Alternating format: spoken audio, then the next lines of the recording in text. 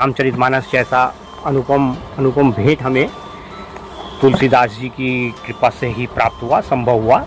उनकी संक्षिप्त जीवनी जो श्री हनुमान प्रसाद पोद्दार जी टीकाकार गीता प्रेस गोरखपुर ने जो श्री रामचरितमानस जो मेरे पास है इसमें जो लिखी हुई है वही मैं आपको पढ़कर सुनाता हूँ। आज सबसे पहले संवत 1554 की श्रावण शुक्ला सप्तमी के दिन अभुक्त मूल नक्षत्र में इन्हीं भाग्यवान दंपत्ति के यहाँ 12 महीने के गर्भ में रहने के पश्चात गोस्वामी तुलसीदास जी का जन्म हुआ था।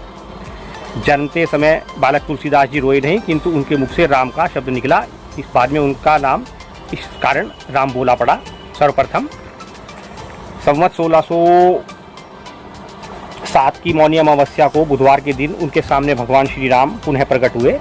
उन्होंने बालक रूप में तुलसीदास जी का बाबा हमें चंदन दो।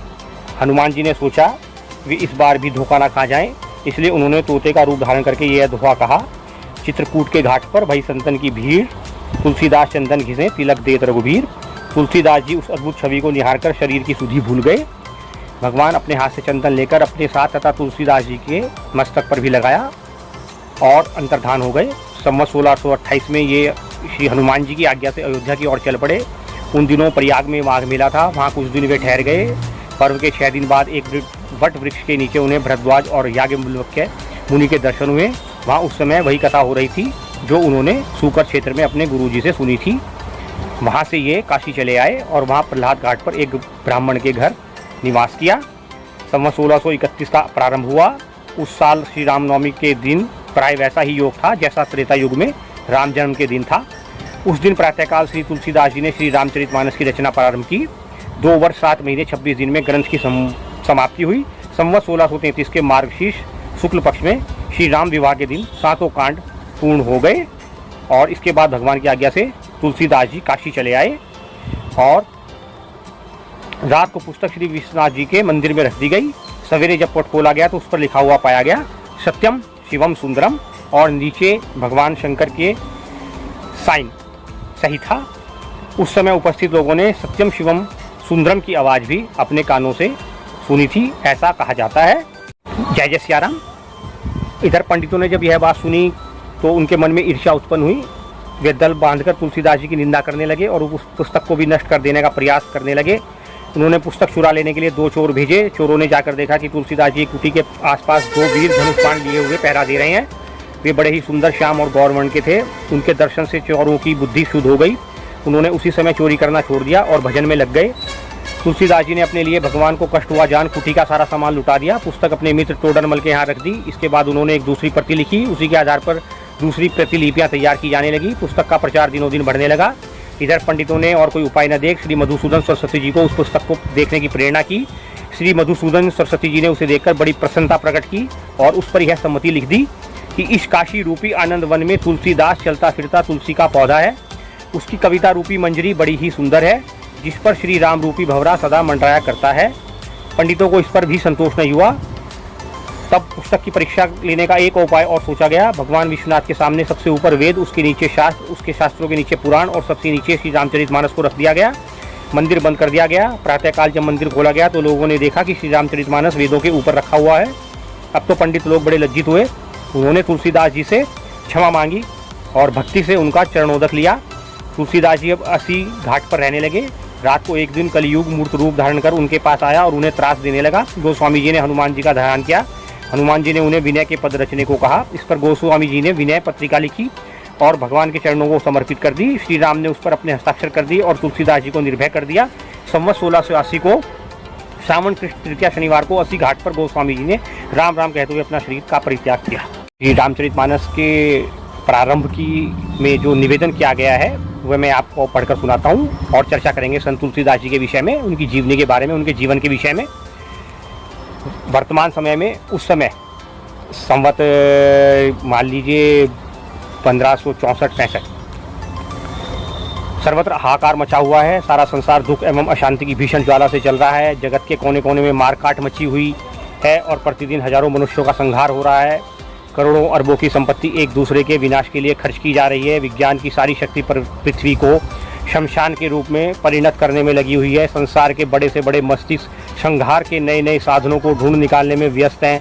जगत में सुख शांति एवं प्रेम का प्रसार करने तथा भगवत कृपा का जीवन में अनुभव करने के लिए श्री रामचरितमानस का पाठ एवं अनुशीलन परम आवश्यक है।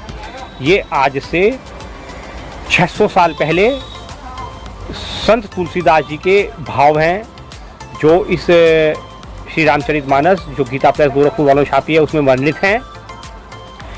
और एक और अद्भुत बात है कि ये पूर्ण सत्य जो उस समय लिखा गया है आज भी पूर्ण सत्य है। और एक और बड़ा सत्य जो पिछले 70-75 वर्षों में संत तुलसीदास जी के विषय में नहीं बताया गया है, हमारी अगली पीढ़ी को नहीं मालूम है। उस समय के पोंगा पंडितों ने भी, 600 साल पहले के पोंगा पंडितों ने भी तुलसीदास जी को किस प्रकार एक विधर्मी आक्रांता अकबर का उस समय शासन हुआ करता था, दिल्ली गद्दी पर अकबर बैठा हुआ था। ये विधर्मी अकबर, जिसे आप अकबर द ग्रेट कहते हैं, आपको इतिहास की पुस्तकों में पढ़ाया जाता है अकबर द ग्रेट। ये विधर्मी अकबर, इसके पास संत तुलसीदास जी की शिकायत लेकर पहुंच गए थे। श्री रामचरितमानस ग्रंथ इतना कीर्तिमय था कि इसकी कीर्ति संसार भर में बहुत जल्दी प्रसिद्ध हो गई। उसकी शिकायत लेकर ये कुछ पोंगा पंडित, धर्म भीरू, धर्म विरोधी, सनातन धर्म विरोधी पोंगा पंडित अकबर के पास पहुंच गए और अकबर ने तुलसीदास जी को जो है वो राज दरबार में बुलाया।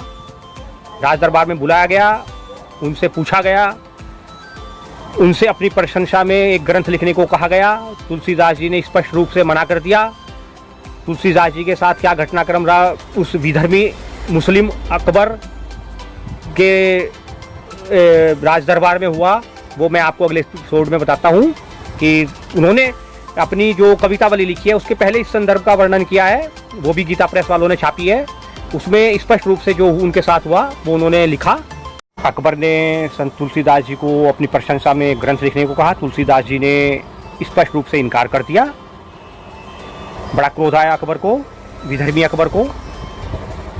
उसने संत तुलसीदास जी को कारागार में बंदी बना लिया, कारागार में बंद कर दिया। एक लंबी अवधि तक संत तुलसीदास जी कारागार में बंद रहे और श्री राम नाम का जाप करते रहे। कुछ ऐसी किंवदंती भी है कि संत शिरोमणि संत तुलसीदास जी ने श्री हनुमान चालीसा की रचना वहीं कारागार में की। ऐसा अद्भुत ग्रंथ श्री हनुमान चालीसा है जिसमें श्री रामचरितमानस पूरी तरह से समाहित है। कहा जाता है कि श्री रामचरितमानस के समाहित करने के लिए जो श्री हनुमान चालीसा संत तुलसीदास जी ने वहीं कारागार में लिखी, तत्पश्चात कुछ ऐसा घटनाक्रम घटित हुआ कि विधर्मी अकबर के होश ठिकाने आ गए। ऐसा कहा जाता है, ऐसा मैंने पढ़ा है कवितावली से पहले। कवितावली मैंने पढ़ी है तो कवितावली से पहले उसमें जो निवेदन लिखा हुआ होता है वहाँ पर ये गीता प्रेस वालों ने जो कथा लिखी है वही मैं आपको बता रहा हूँ, मेरी अपनी कुछ नहीं है। और ये आजकल आप यूट्यूब, विकिपीडिया पर और ऑनलाइन आप देख ही सकते हैं, जा करके ये सर्च मार करके आप इसको टैली कर सकते हैं। अकबर के जब श्री हनुमान चालीसा की रचना कर दी तो तुलसीदास जी ने, तो ऐसा कहा जाता है कि हनुमान जी ने करोड़ों रूप धारण कर लिए थे। वानरों के रूप में उस पूरे राज दरबार को घेर लिया गया और शयन कक्ष को भी घेर लिया। विधर्मी अकबर को मजबूर होकर अर्धरात्रि में ही संत तुलसीदास जी से क्षमा मांगकर उनको छोड़ना पड़ा। फिर से सुनिए, इस विधर्मी अकबर को संत तुलसीदास जी से क्षमा मांगकर उनको रात्रि में ही रिहा करना पड़ा। ऐसे हमारे संत शिरोमणि संत तुलसीदास जी हैं। ये उनका अनुपम काव्य है श्री रामचरितमानस, उनकी दिव्य भेंट है। और इसकी किसी चौपाई का अर्थ तो इतना गूढ़ है कि उसमें 2-2, ढाई घंटे निकल सकते हैं। पढ़कर समझने में 2-2.5 घंटे बड़े आराम से निकल सकते हैं। एक चौपाई का जो इसमें बालकांड के आरंभ में है, संत तुलसीदास जी ने बड़ा सुंदर लिखा है, वह उस चौपाई का कुछ थोड़ा सा वर्णन मैं आपको बताऊंगा। बालकांड की एक चौपाई का बड़ा अद्भुत विश्लेषण आज आपके साथ करने का मन है। आज संत शिरोमणि संत तुलसीदास जी की जयंती है, तो श्री रामचरितमानस मेरे हाथ में है और उसके आरंभ में जो है तुलसीदास जी ने पहले दोहे के बाद जो पद रचा वो बड़ा अद्भुत है। वो लिखा उन्होंने, गुरु पद रज मृदु मंजुल अंजन, नैन अमिये दृग दोष विभंजन, तेहि करी विमल विवेक विलोचन, वर्णौ रामचरित भव मोचन। अर्थात श्री गुरु महाराज के चरणों की रज कोमल और सुंदर नैनामृत अंजन है, जो नेत्रों के दोषों का नाश करने वाला है। उस अंजन से विवेक रूपी नेत्रों को निर्मल करके मैं संसार रूपी बंधन से छुड़ाने वाला श्री रामचरित्र का वर्णन करता हूँ। ये पहले दोहे के बाद संत तुलसीदास जी ने श्री रामचरितमानस में इस पद की रचना करी।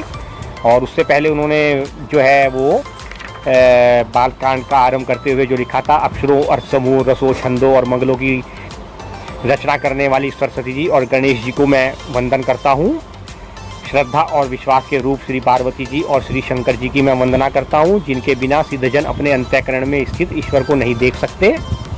ज्ञानमय नित्य शंकर रूपी गुरु जी की मैं वंदना करता हूँ, जिनके आश्रित होने से ही टेढ़ा चंद्रमा भी सर्वत्र वंदित होता है। श्री सीताराम जी के गुण समूह रूपी पवित्र वन में विहार करने वाले विशुद्ध विज्ञान सम्मत कवीश्वर, एक कवीश्वर, कवियों के ईश्वर कहा है संत तुलसीदास जी ने श्री वाल्मीकि जी को। और कपीश्वर, कपि के ईश्वर हमारे श्री हनुमान जी की भी मैं वंदना करता हूँ। ये जो विज्ञान सम्मत कवीश्वर श्री वाल्मीकि जी की, आप अद्भुत है साहब ये बात, विज्ञान संपन्न और विज्ञान सम्मत रचना है श्री रामायण। तुलसीदास जी ने ऐसा लिखा है। कवियों के ईश्वर संत तुलसीदास जी ने भगवान वाल्मीकि को कहा है, जिन्होंने रामायण की रचना की है। और ये मैंने अभी आपको तुलसीदास जी की जीवनी में बताया ही है कि जो है वो इसमें लिखा हुआ है, जो श्री रामचरितमानस में जो उनके विषय में जो लिखा है कि संवत 1631 में आरंभ करके तुलसीदास जी ने श्री रामनवमी के दिन श्री रामचरितमानस को लिखा। उसका प्रारंभ यहाँ से किया। प्रथम सोपान ये लिखा हुआ है श्री रामचरितमानस श्री जानकी वल्लभो विजयते, अर्थात जानकी जी के जो है वर श्री रामचंद्र, उनकी विजय हो, उनकी जय हो, उनको नमन हो।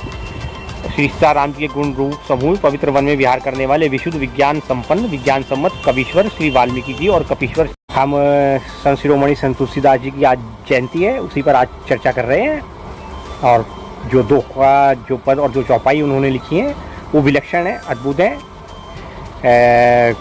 गुरुपद रद मृदु मंजुल अंजन, नैन अमिये दृग दोष विभंजन, तेहि करी विमल विवेक विलोचन, वर्णौ रामचरित भव लोचन। गुरु महाराज के चरणों की रज कोमल और सुंदर स्वच्छ निर्णामृत अंजन है, जो नेत्रों के दोषों का नाश करने वाली है। और उस अंजन से विवेक रूपी नेत्रों को निर्मल करके मैं संसार रूपी बंधन से छुड़ाने वाले श्री रामचरित का वर्णन करता हूँ। अद्भुत है। संत तुलसीदास जी के सद्गुरु श्री हनुमान जी महाराज है। ये वर्णन उनके चरणों की धूल के विषय में है। आप इसको किसी सामान्य गुरु के चरणों की इस धूल को मत समझ लेना। यहाँ संत तुलसीदास जी का आशय जो है वो अपने सद्गुरु श्री हनुमान जी महाराज के चरणों की धूली से, उन्हीं की पवित्र धूली के विषय में उन्होंने बहुत सारी बातें इससे पहले इस श्लोक पद की रचना, चौपाई की रचना करने से पहले लिखी हैं। और वो ये है कि उन्होंने लिखी है कि मैं उन श्री गुरु महाराज के चरण कमलों की वंदना करता हूँ, जो कृपा के समुद्र और नर रूप में श्री हरि ही हैं, और जिनके वचन महामोह रूपी घने अंधकार को नाश करने के लिए सूर्य किरणों के समूह हैं। मैं अपने उन गुरु महाराज के चरण कमलों की रज की वंदना करता हूँ, जो सुरुचि सुंदर स्वाद सुगंध तथा अनुराग रूपी रस से परिपूर्ण है। वह अमर मूल संजीवनी जड़ी का सुंदर चूर्ण है, और जो संपूर्ण भव रोगों के परिवार को नाश करने वाला है। वह रज सुकृति पुण्यवान पुरुष रूपी शिव जी के शरीर पर सुशोभित निर्मल विभूति है, और सुंदर कल्याणम और आनंद की जननी है। भक्त के मन रूपी सुंदर दर्पण के मैल को दूर करने वाली है, और तिलक करने से गुणों के समूह को वश में करने वाली है। श्री गुरु महाराज के चरण नखों की ज्योति मणियों के प्रकाश के समान है, जिसके स्मरण करते ही हृदय में दिव्य दृष्टि उत्पन्न हो जाती है। वह प्रकाश ज्ञान रूपी अंधकार को नाश करने वाला है, और वह जिसके हृदय में आ जाता है उसके बड़े भाग्य हैं। तो ये जो है संत शिरोमणि संत तुलसीदास जी ने सदगुरुदेव अपने हनुमान जी के विषय में लिखा है। सारा वर्णन उनके विषय में है। और उससे पहले जो उन्होंने लिखा है कि जो नील कमल के समान श्याम वर्ण है, बूंद खिले हुए लाल कमल के समान जिनके नेत्र हैं, और जो सदा क्षीर सागर में शयन करते हैं, वे भगवान नारायण मेरे हृदय में निवास करें। वही पूर्ण ब्रह्म परमात्मा भगवान श्री राम अब दशरथ नंदन श्री राम हैं, तो जिनका कुंदन पुष्प के समान चंद्रमा गौण के समान शरीर है और जो दया